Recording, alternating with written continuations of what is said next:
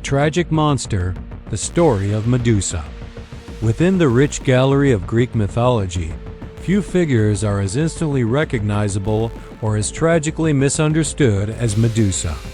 Known for her head of writhing snakes and a gaze that could turn living beings to stone, she is often remembered simply as a monster. However, her story is not one of inherent evil, but a devastating tale of beauty, betrayal, and a cruel, unjust punishment. In most versions of the myth, Medusa was not born a monster. She was one of three sisters known as the Gorgons, but unlike her immortal siblings, Stheno and Euryale, Medusa was a mortal woman. In her youth, she was known to be exceptionally beautiful, with magnificent flowing hair that was her greatest pride and admired by many. She served as a devout priestess in the temple of Athena, the virgin goddess of wisdom and warfare. Medusa dedicated her life to the goddess, upholding her vows of celibacy and maintaining the sanctity of the sacred space. Her beauty, however, attracted the unwanted attention of a powerful god who would bring about her ruin. Poseidon, the great god of the sea, was overcome with desire for the beautiful priestess. Ignoring her vows and the holiness of the location, he assaulted her within the very walls of Athena's temple. This act was a profound desecration of the sacred ground, a deep insult to the goddess to whom the temple belonged. When Athena discovered what had happened, she was filled with a terrible rage. However, her fury was not directed at the mighty Poseidon, who was her equal in power and her own uncle. Instead, she unleashed her wrath upon the victim of the assault, her own priestess, Medusa. The punishment was horrific and designed to destroy everything Medusa held dear. Athena's curse twisted Medusa's form into a reflection of the horror that had occurred. Her most beautiful feature, her glorious hair, was transformed into a writhing nest of venomous snakes.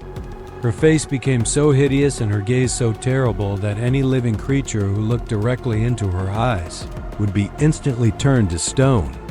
Transformed into a fearsome monster, Medusa was cast out from society and exiled to a remote island at the edge of the world, where she lived in darkness and isolation with her two immortal Gorgon sisters. Her name became a curse, and she was feared throughout the land as a creature of immense destructive power. She was no longer a victim, but a threat to be hunted. Years later, a young and valiant hero named Perseus was sent on what was meant to be an impossible quest. A wicked king named Polydex, who wished to marry Perseus's mother against her will, sought to get rid of the hero by sending him on a suicidal mission to slay the Gorgon Medusa and bring back her head.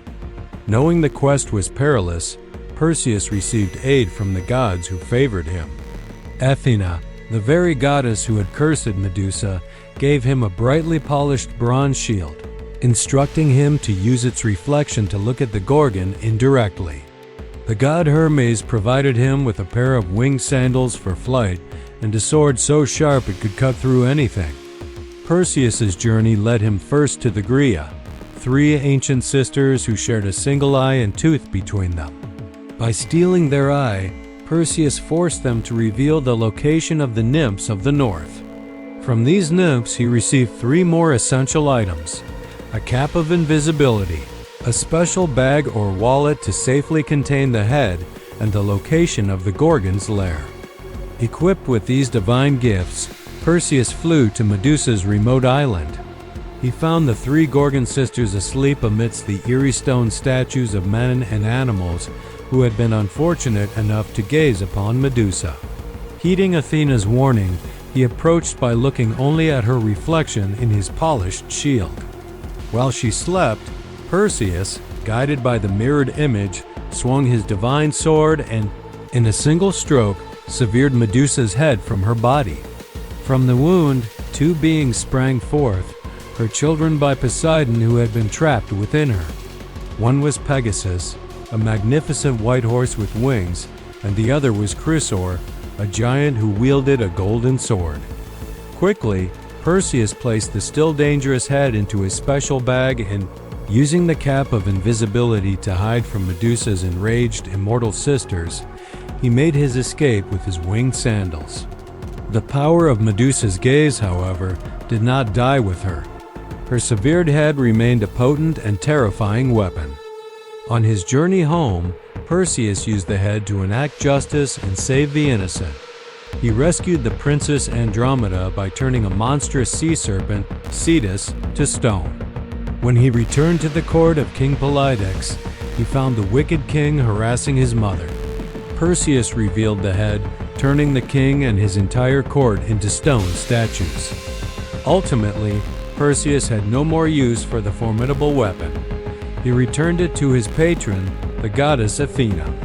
She accepted the offering and placed the head of Medusa onto the front of her own shield, the Aegis. There, it served as a powerful symbol of protection and terrifying divine power, warding off all evil. And so, the story of Medusa comes to a close. It is a deeply tragic narrative of a woman whose beauty led to her downfall, who was punished for being a victim, and who was transformed into a monster by an unforgiving goddess.